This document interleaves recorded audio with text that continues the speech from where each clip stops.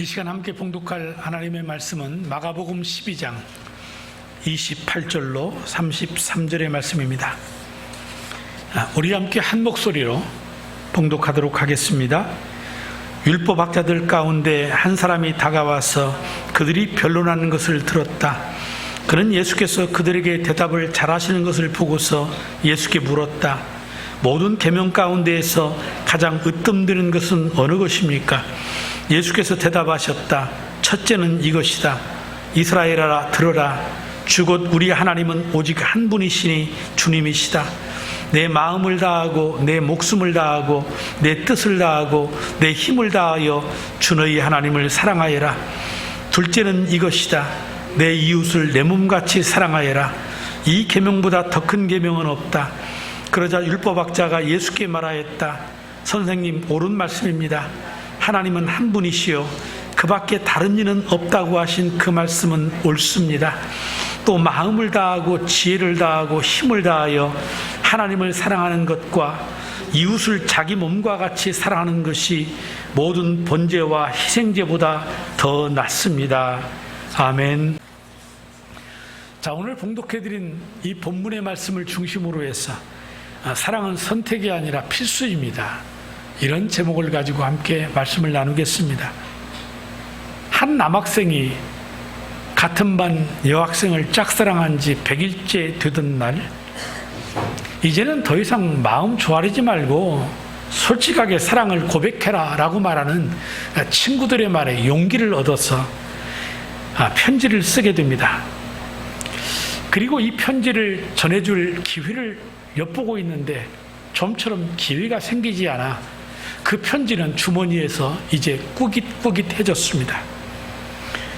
그러던 어느 날 기회가 생겨서 그 여자친구에게 주머니에서 편지를 급하게 꺼내어서 던져주고는 얼굴이 빨개져 도망치고 말았습니다.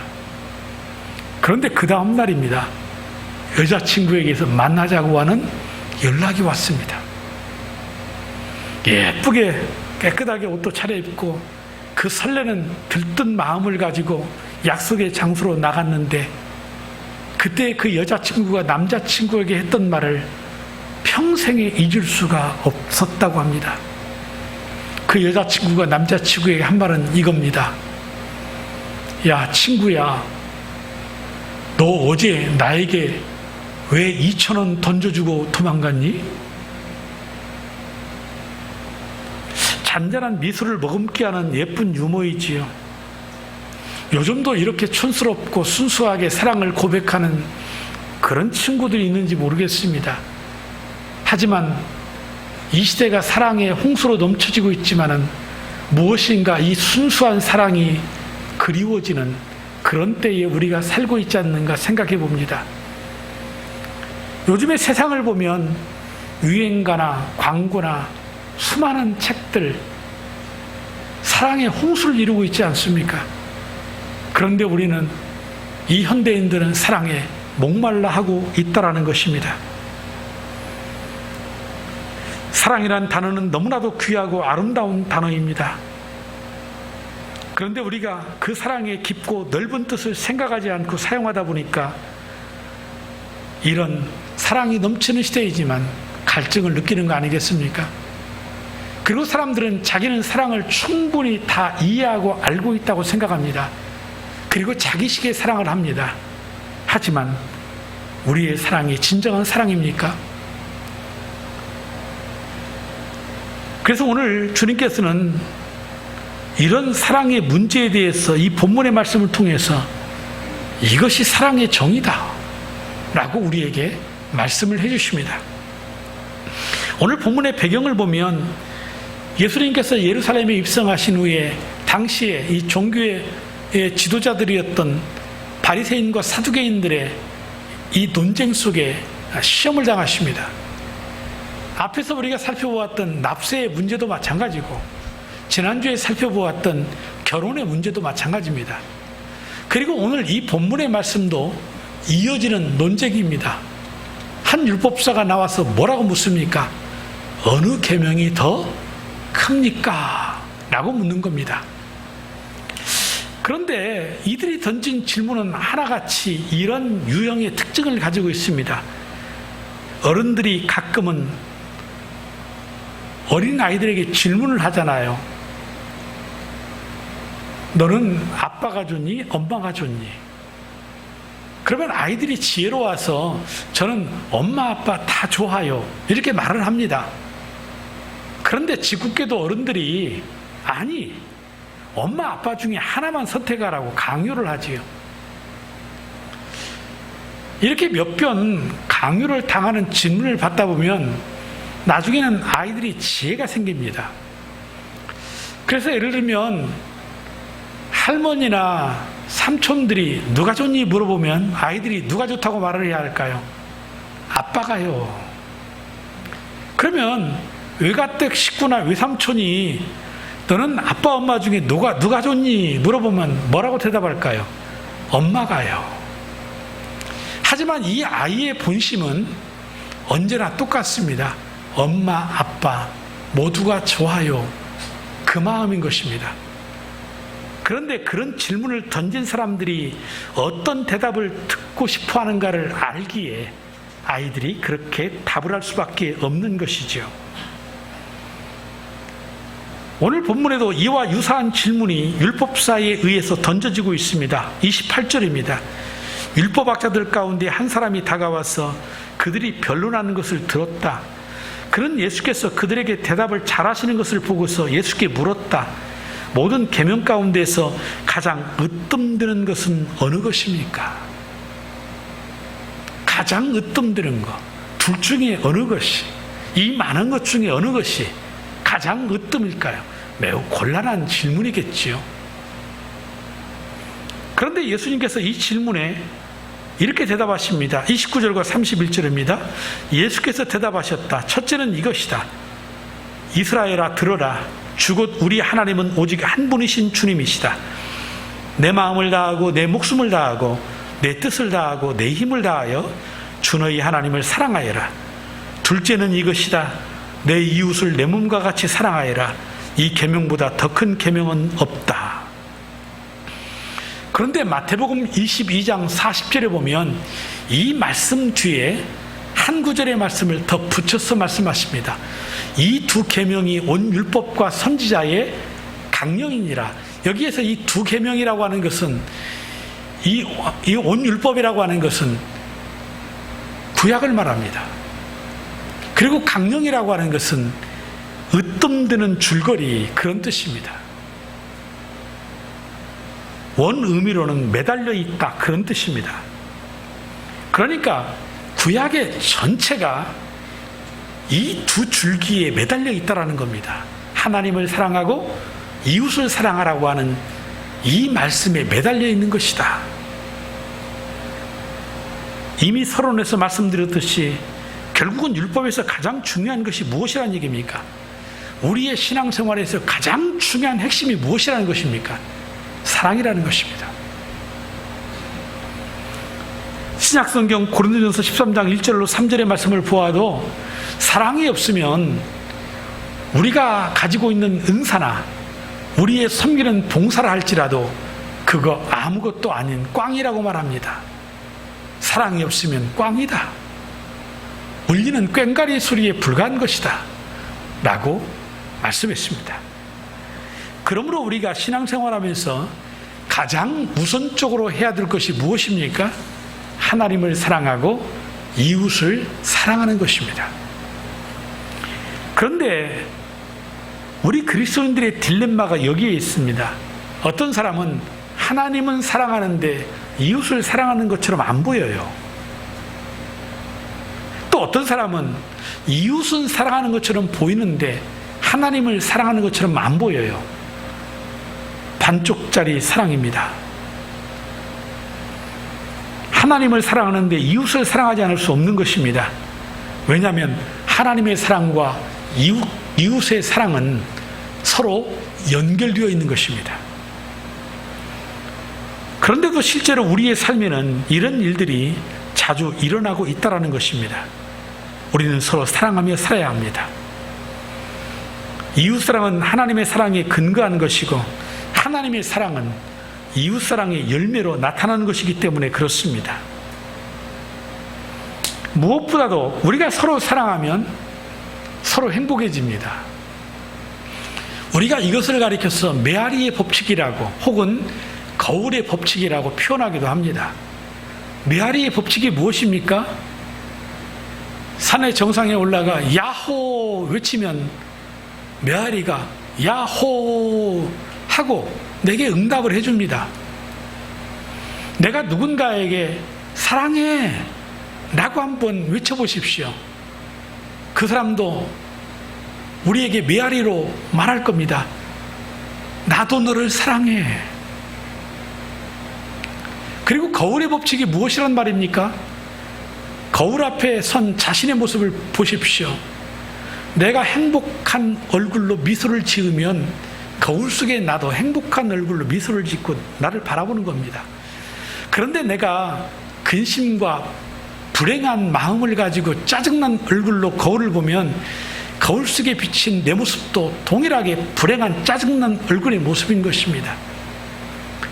그러므로 내가 만나는 이웃들, 내가 만나는 사람은 나의 거울입니다. 내가 행복해하면 다른 사람도 행복해지는 거고, 다른 사람이 행복해지면 나도 행복해지는 원리, 이것이 메아리의 법칙, 거울의 법칙이다 라고 말할 수 있습니다.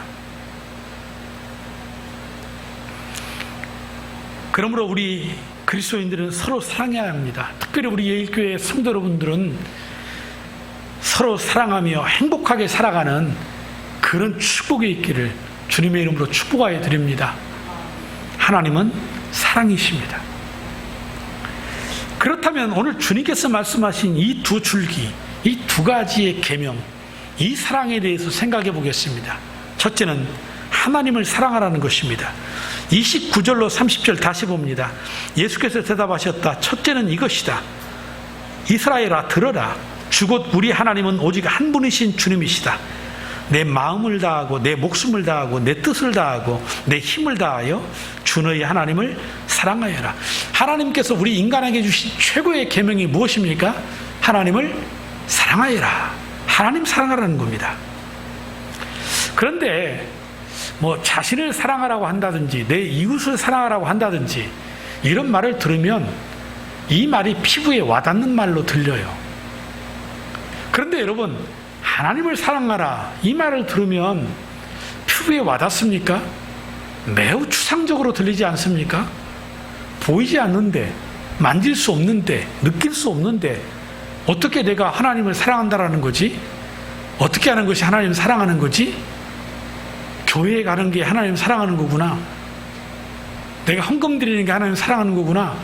맞아요. 맞는데 뭔가 마음이 크게 와닿지 않아요. 나중에는 이것이 하나의 책임과 의무로서 나에게 다가오니 또 다른 율법과 같은 존재가 되는 것입니다. 그러니까 이스라엘 백성들이 광야 생활하면서 보이지 않고 만질 수 없고 느낄 수 없는 하나님이니까, 추상적이니까 금송아지 만들어 놓고 그 앞에 절하는 것입니다. 아이고 하나님, 나에게 복 주십시오. 우리를 지켜주십시오. 우리를 인도해 주십시오. 라고 말하는 겁니다. 그런데 이것은 우상숭배, 곧 죄입니다.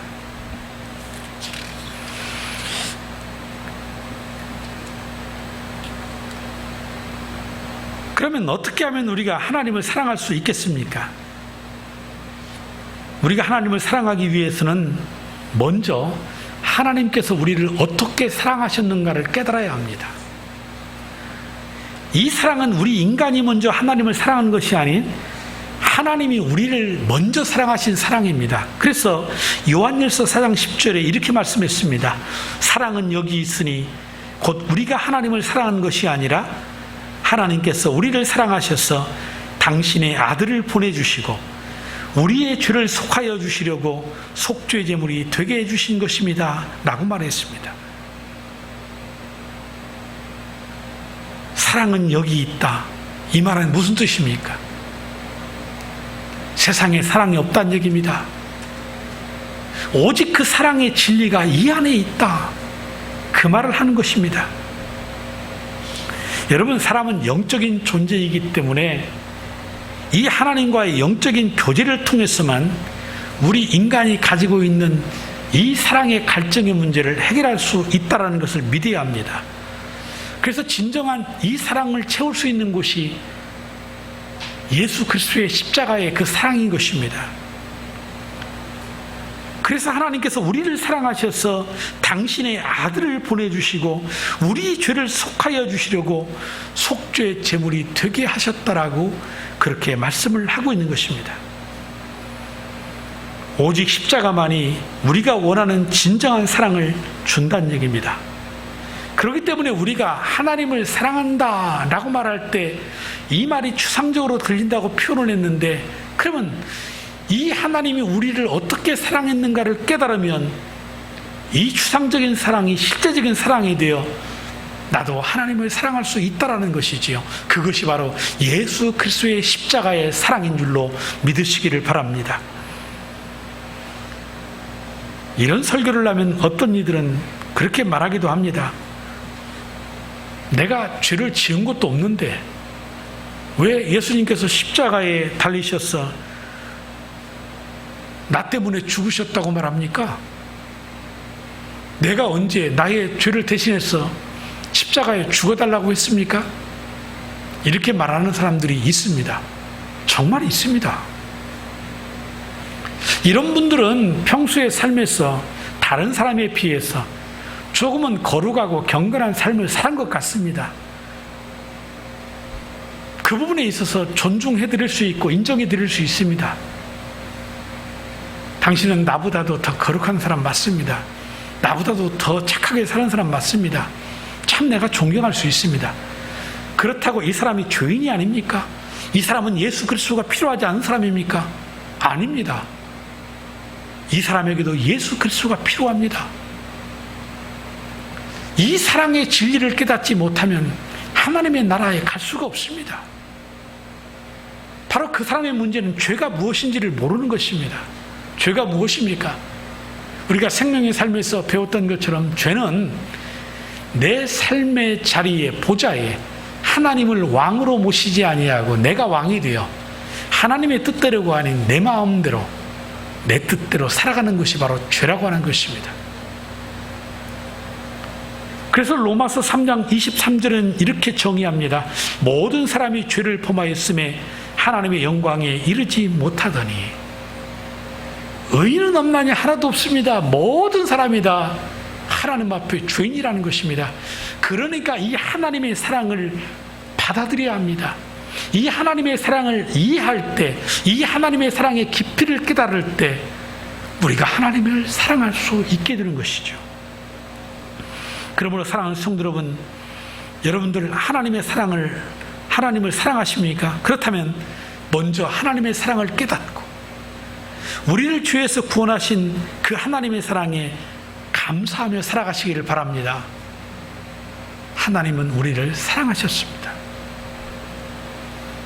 그렇다면 도대체 내가 하나님을 사랑해야 되겠는데 얼마만큼 하나님을 사랑하라는 것일까? 오늘 30절에 뭐라고 그랬습니까? 내 마음을 다하고 내 목숨을 다하고 내 뜻을 다하고 내 힘을 다하여 주 너희 하나님을 사랑하여라. 그러니까 너의 지식, 너의 감정, 너의 의지를 모두 사용하고 너의 전 인격, 너의 전 존재를 다하여 하나님을 사랑해라 라고 말하는 겁니다. 나의 것은 일도 없습니다. 아니, 하나님은 사랑이라고 하셨고 자신의 아들까지 주신 하나님이신데 그렇게 하신 목적이 결국은 우리의 모든 것을 다 빼앗아가기 위함인가? 우리의 것을 착취하기 위해서 지금 그렇게 하신 것인가? 라고 하는, 마치 하나님이 이기적인 하나님처럼 느낄 때가 있습니다.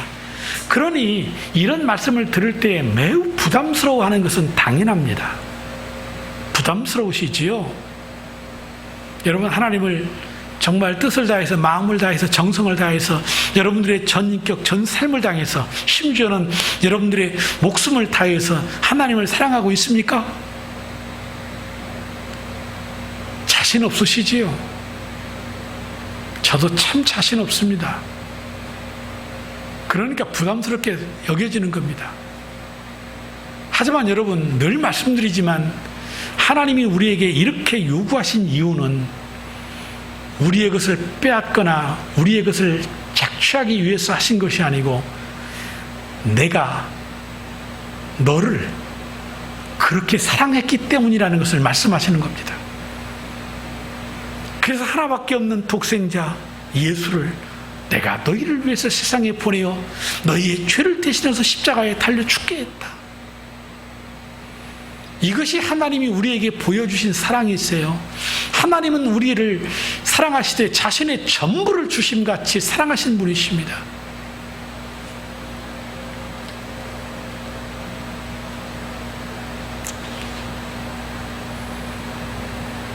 저의 고백 중에 하나가 이런 고백입니다. 내가 지금까지 내 인생의 삶을 살아오면서 가장 이해할 수 없는 것이 하나 있습니다. 그게 무엇인 줄 아십니까? 도대체 하나님은 내가 어디가 좋아서 나를 사랑하시는 걸까?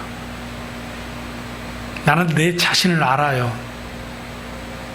나는 누구에게 풍성한 사랑을 받아보고 산 적이 없어요. 내 부모가 나를 사랑하지 않았던 건 아니었겠지만 내 기억 속에 엄마나 아빠에게 야, 내가 너를 사랑한다 이 말을 들은 기억이 없어요. 그 시대의 문화였고 그 가난에 찌든 속에서 그런 여유도 없었겠지요. 대부분의 우리의 세대들이 그럴 겁니다. 내가 나를 사랑한다는 말을 가장 누구를 통해서 가장 많이 들은 줄 아십니까? 하나님 빼고는 저 김성남입니다.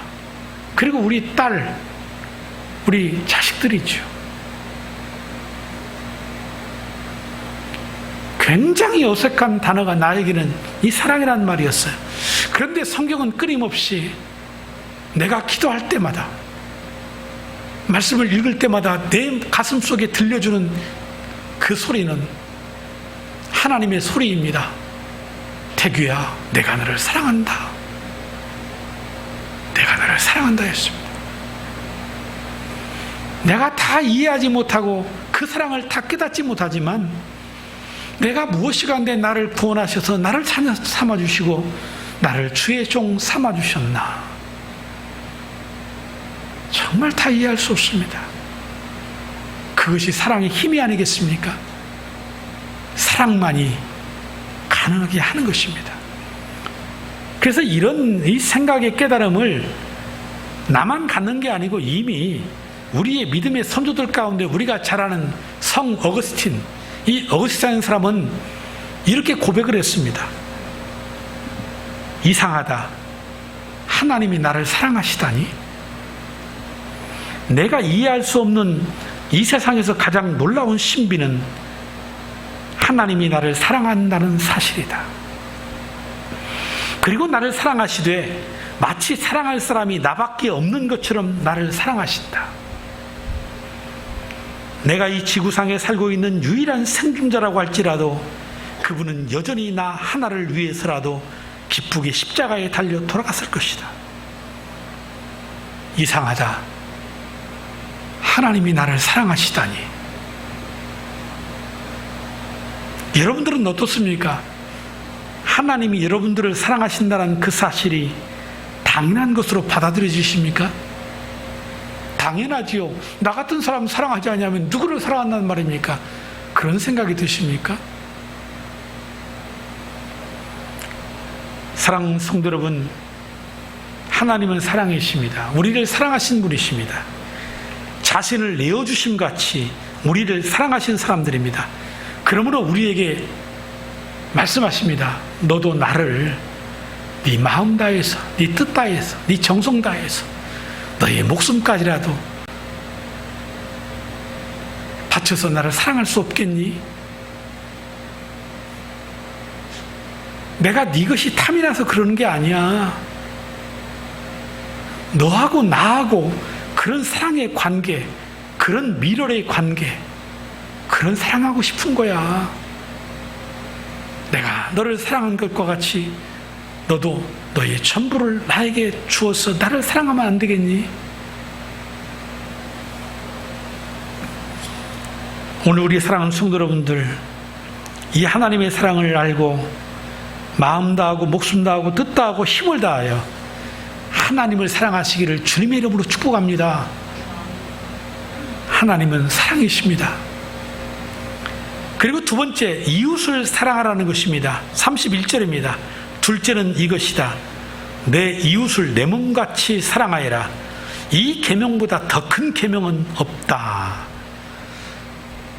그래서 이 하나님의 사랑과 이웃 사랑의 계명은 성경의 압축 파일입니다. 이 두 줄기에 매어 달려 있는 것이라고 그랬잖아요. 그러니까 이 두 줄기를 빼어 버린다면 아무것도 아닌 것입니다.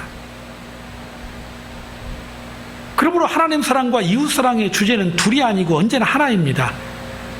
그것은 필연적으로 하나님을 사랑하면 이웃을 사랑하도록 되어 있다는 얘기입니다. 사랑하는 성도 여러분, 사랑이란 무엇입니까?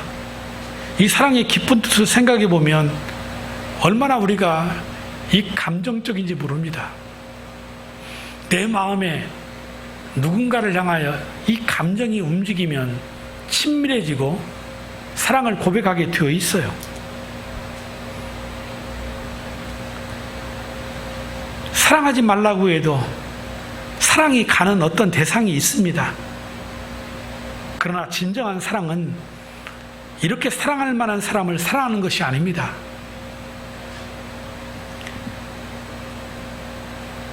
또 너가 나를 사랑하기 때문에 나도 당신을 사랑한다는 이런 사랑도 결국은 진정한 사랑이 아닙니다. 무엇 때문에 내가 너를 사랑한다는 것이지요.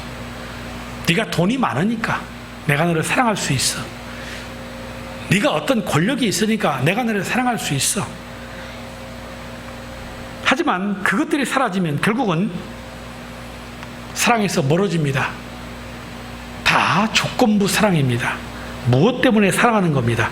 이것도 하나님께서 말씀하시는 사랑이 아닙니다. 그렇다면 오늘 주님께서 우리에게 사랑하라고 말씀하신 이 사랑의 진정한 의미는 어떤 사랑일까요? 바로 조건 없는 사랑, 희생적인 사랑, 바로 아가페 사랑을 말하는 것입니다. 로마서 5장 8절의 말씀을 보십시오. 그러나 우리가 아직 죄인으로 있을 때에 그리스도께서는 우리를 위하여 죽으심으로써 하나님께서 우리에게 주시는 사랑을 나타내셨습니다 라고 말씀했습니다.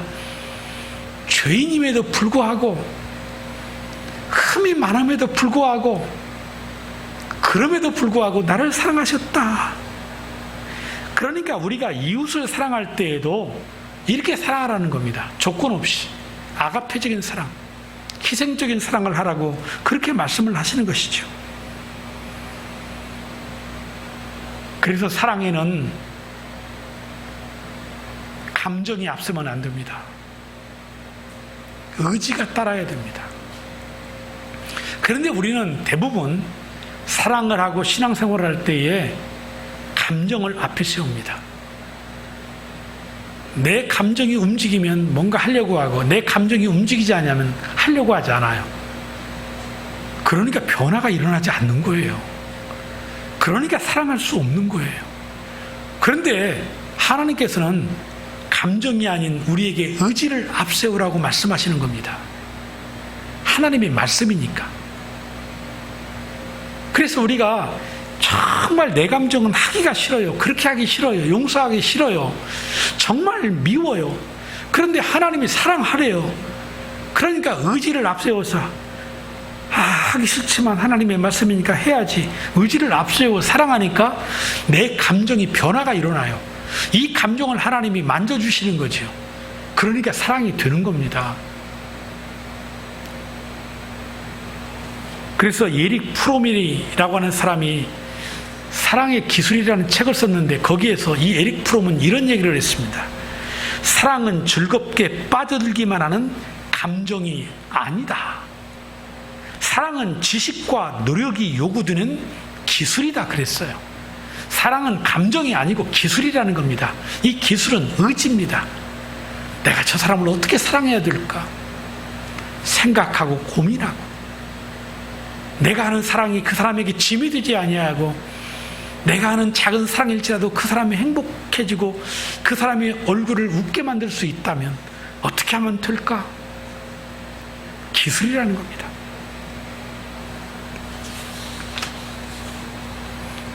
사랑이 저절로 된다고 한다면 성경은 우리에게 이 사랑을 명령하지 않았을 것입니다.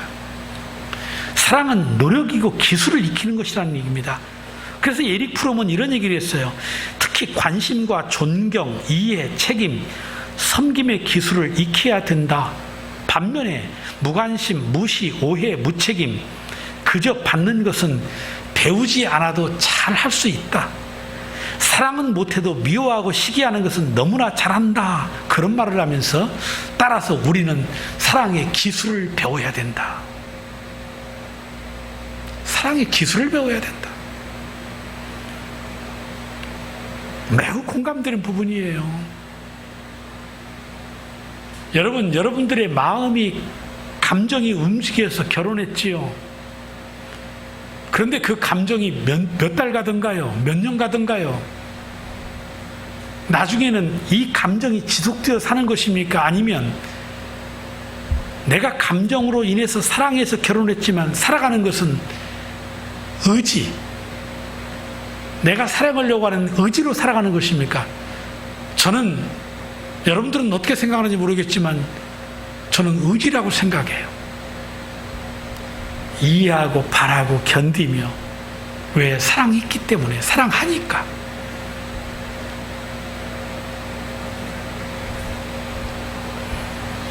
그렇다면 여기에서 내 이웃을 사랑하라고 하셨는데 우리는 내 이웃의 정의를 어떻게 내려야 될까요? 누가 우리의 진정한 이웃일까요? 선한 사마리아 사람의 비유를 제가 설명을 하려고 해도 설교가 길어질 것 같아서 제가 안 했어요. 그런데 이 유대주의자들은 이웃이라고 하면 자기의 동네 사람들 혹은 좀 더 넓혀서 생각하면 유대인들, 그렇기 때문에 이 유대주의의 사상을 벗어나서 지역적으로 이스라엘 땅 예루살렘을 벗어나서 저 이방인들 혹은 사마리아인들, 그들을 이웃으로 생각했습니까? 아닙니다. 심지어 짐승, 개와 같이 여겼다고 그랬습니다. 그런데 주님께서는 율법사에게 가르쳐 주신 이웃이 누구라는 겁니까? 국경도 민족도 초월한 모든 세상의 사람들. 너무나 포괄적이니까 좀 축소해서 좁혀서 말한다면 내가 만나는 모든 사람들입니다. 직장에서 만나는 사람, 학교에서 만나는 사람, 어떤 모임에서 만나는 사람, 교회에서 만나는 사람, 목장에서 만나는 사람, 어떤 일 때문에 사적으로 잠시 만난 그 사람들일지라도 내가 만나는 모든 사람들은 다 내 이웃이다 라고 말씀을 하시는 것이죠. 그가 유식하든 무식하든 상관이 없습니다. 그가 부자이든 가난하든 상관이 없습니다. 주님은 그들을 이웃이라고 말하고 계시며 그들을 사랑해야 된다라고 하시는 겁니다. 더 나아가서 원수까지라도 사랑해야 된다라고 우리에게 말씀을 하셨습니다. 오늘 누가 내 이웃입니까? 그리고 그 이웃을 어느 정도로 사랑하라고 말씀하십니까? 그 기준이 무엇입니까? 오늘 우리가 읽었던 31절의 말씀을 다시 보겠습니다. 둘째는 이것이다. 내 이웃을 내 몸같이 사랑하여라. 이 계명보다 더 큰 계명이 없다. 내 이웃을 사랑하라고 말씀하시지 않고 그 앞에 뭐라고 단수를 붙이고 있어요? 자기 몸과 같이 사랑하라고 말씀하시는 겁니다. 그러니까 이웃사랑의 기준을 분명하게 제시한 거예요. 여러분, 어찌 보면 이웃을 위해서 내가 저 사람을 위해서 죽어야 되겠다. 여러분, 그 사람이 정상적으로 보이세요? 물론 때로는 이웃의 그 아픔, 이웃의 그 위기를 보고 저를 구원하겠다고 말하고서 철길에도 뛰어들고 강물에도 뛰어드는 사람들이 있어요. 하지만 분명한 것은 내가 죽어서 저 사람 살려야 되겠다는 것보다는 저 사람 살려야 되겠다. 나도 살고 저 사람도 살아야 되지 않겠는가. 나는 이런 마음이라고 생각해요. 그리고 그렇게까지 말한다면 여러분 실제로 다른 사람을 위해서 지금 죽으실 수 있으시겠어요? 그것도 너무나 먼 이야기 같아요. 그런데 실제적으로 가장 구체적으로 주님께서 우리에게 그렇게 말씀하세요. 네 몸처럼만 사랑해라. 그게 공동체입니다. 너만 잘 산다고 그것이 행복이라고 생각하니? 아니야. 우리는 한 공동체야. 내가 행복하고 너도 행복하고 너도 행복하고 나도 행복하고. 그러니까 네 몸처럼만 사랑해. 우리는 하나야. 그것이 목장의 가족 공동체요. 교회의 가족 공동체요. 이것이 하나님의 나라의 공동체 아닙니까? 믿음도 하나요, 주도 하나요, 세례도 하나요. 모든 것이 예수 그리스도의 그 진정한 사랑 안에서 우리는 하나다. 하나의 사랑을 하라는 것입니다. 네 몸과 같이. 여러분, 여러분들의 몸을 사랑해야 됩니다. 저도 자기 관리가 잘 안 되는 사람입니다. 하는 얘기 또 하지만 의사가 살 빼야 삽니다. 살 빼야 삽니다. 무슨 말인지는 알겠는데 나는 내 몸을 사랑하지 않았던 것 같습니다. 그러니까 위기를 만나는 거지요. 왜 의사가 저를 보고 살 빼라 살 빼라 그 말을 계속 했겠어요? 살고 싶으면 살 빼세요.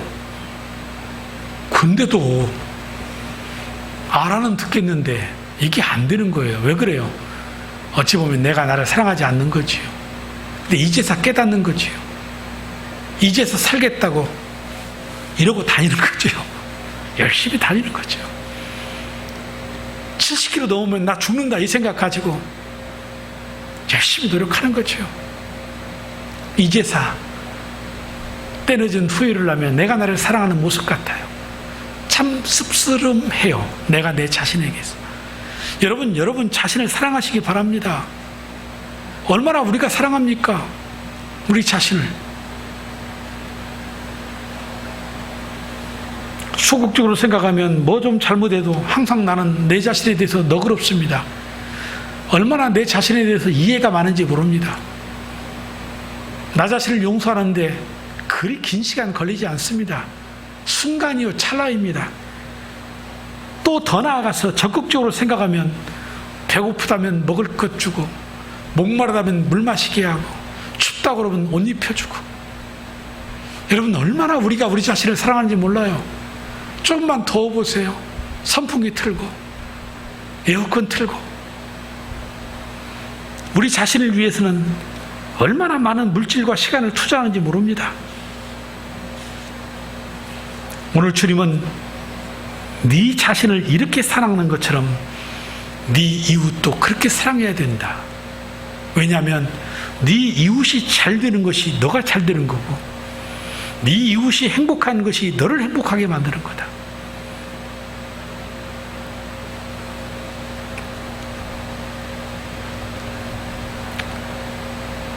그러므로 하나님을 사랑하고 자기를 사랑하고 이웃을 사랑하는 것은 따로 분리된 것이 아니라 하나이다. 동일한 것이다. 사랑하는 성도 여러분, 말씀을 맺으려고 합니다. 하나님은 사랑이십니다. 하나님은 나를 사랑하셔서 예수님을 선물로 주셨습니다. 그리고 사랑하는 것은 모든 그리스도인들에게 마땅한 의무라고 말합니다. 사랑은 선택이 아니라 필수라고 말씀하시는 것입니다. 그러므로 언제나 주님의 이름으로 서로 사랑하시기를 바랍니다. 나를 사랑하는 것, 이웃을 사랑하는 것, 모든 것이 하나님을 사랑하는 것입니다. 그리고 하나님을 사랑하는 것이 이웃을 사랑하는 것의 열매로 나타나는 것이니 이 둘을 따로 생각하지 마시고 함께 하나님 사랑하고 이웃을 사랑하며 살아가시기를 바랍니다. 그리고 우리가 섬기는 예일교회를 사랑하시되 우리 자신의 몸처럼 사랑하시기를 바랍니다. 그래서 우리 예일교회 모든 성도들은 그리스도 예수 안에서의 한 공동체를 이루어 하나님의 이 사랑의 깊이와 넓이, 높이를 깨달아 진정한 그 뜻을 실천하여 저와 여러분 모두가 다 이 하나님의 사랑의 행복을 누리는 그러한 축복된 인생을 살아가시기를 주님의 이름으로 축복합니다.